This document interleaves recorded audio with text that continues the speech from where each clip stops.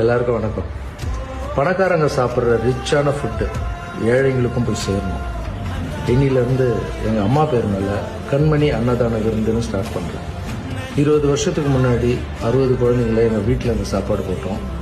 இப்போது எங்கெல்லாம் கஷ்டப்படுற குழந்தைங்க இருக்காங்களோ, இந்த மாதிரி ஃபுட்டே பார்க்காத குழந்தைங்க அவங்களுக்கெல்லாம் தேடி தேடி போய் போடலான்னு இன்னிலேருந்து ஆரம்பிக்கிறோம். அதுக்கு உங்களுடைய ஆசீர்வாதத்தை. Service is God.